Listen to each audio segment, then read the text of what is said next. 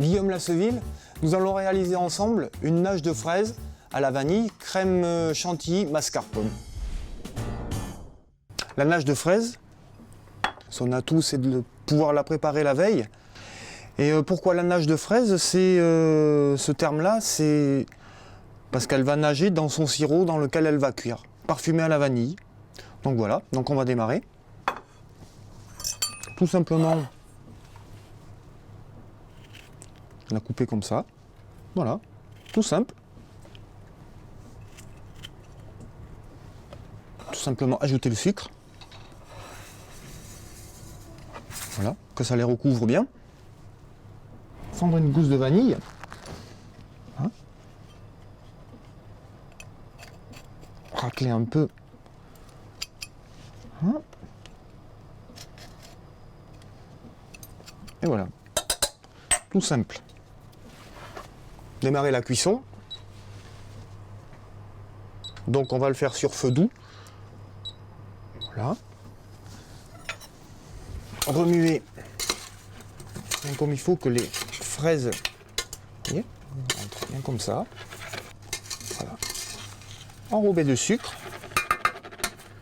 Voilà. Et couvrir. Tout simplement. Voilà, on laisse. Maintenant nous allons passer à la tuile. La tuile, on va faire fondre du beurre. Voilà. Alors c'est une pâte à tuile qui va être directe, hein, on ne fait pas reposer, rien du tout. Voilà, le sucre.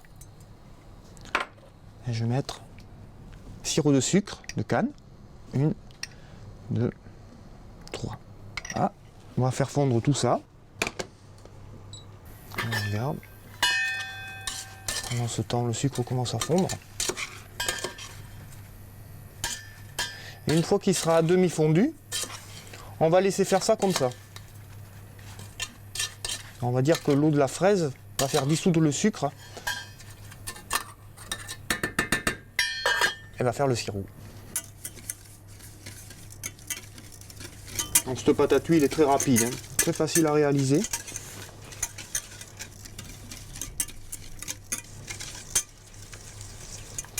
Alors donc il faut faire préchauffer son four à l'avance pour qu'elle soit saisie.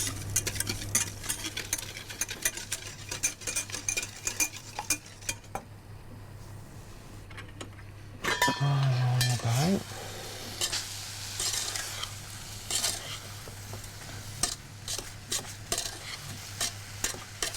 Alors on voit que le sucre commence à fondre. Hein.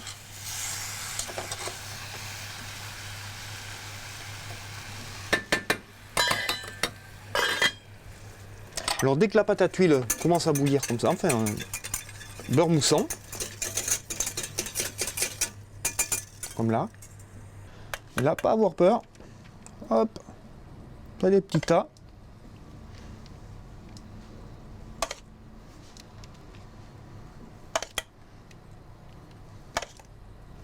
Voilà, et là on enfourne,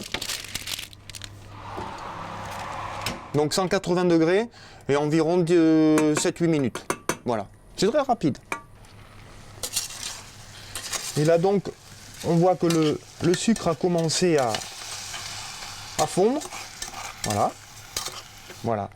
Donc à ce stade-là, on coupe tout. On couvre.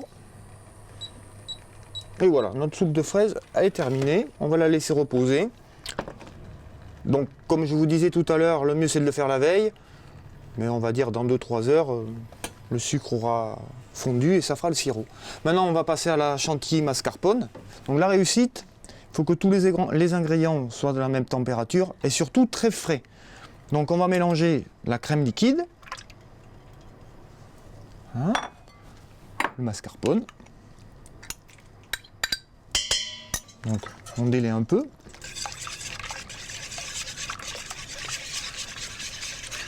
Il faut y aller doucement parce que voilà, une fois qu'on a bien délayé, on ajoute le sucre glace. Voilà. Là, on va accélérer le mouvement pour justement monter la chantilly.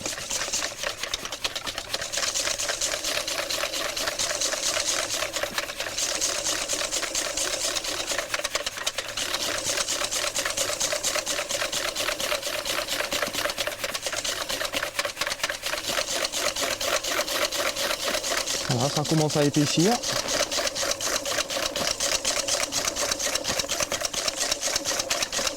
On peut voir.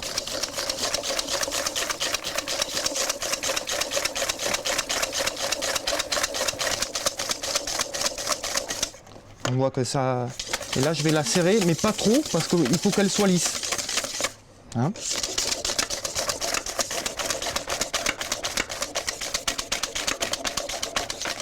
Alors, je regarde tout juste 2 secondes pour mes petites tuiles. Ça va aller.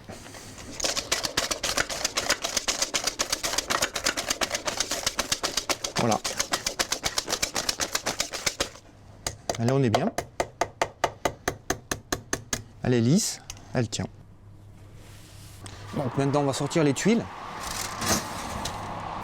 Voilà. Alors n'ayez pas peur. Vous voyez, regardez.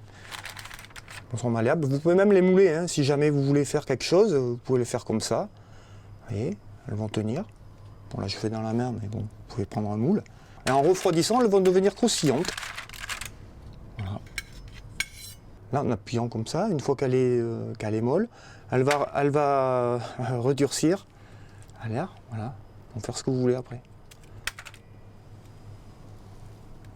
Mettre une salade de fruits, un peu de chantilly, comme vous voulez. Donc on va passer au dressage. Donc voilà, rendu. On voit bien les fraises qui sont dans leur sirop. Hein. Hein, d'où l'appellation la nage. Alors, voilà.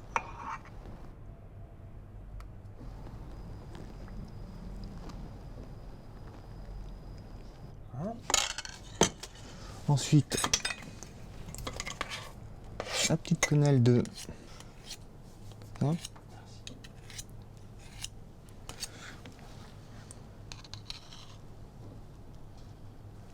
On va dire que c'est un dérivé de la toute simple fraise chantilly. Voilà. Avec un petit croustillant ici. Voilà. Et une toute petite feuille de menthe. Voilà. Tout simple. Intéressant ce tonnage de fraises. On pourrait s'en servir pour la marier avec le crément de Bordeaux Calvé. Ça serait une bonne chose. Ce crément tout en fraîcheur, tout en nervosité, fait à base de merlot, un cépage rouge. On pourrait s'en servir. Le fruit rouge du merlot pourrait bien se marier avec ces fraises. Je pense qu'il y a quelque chose à essayer là-dessus.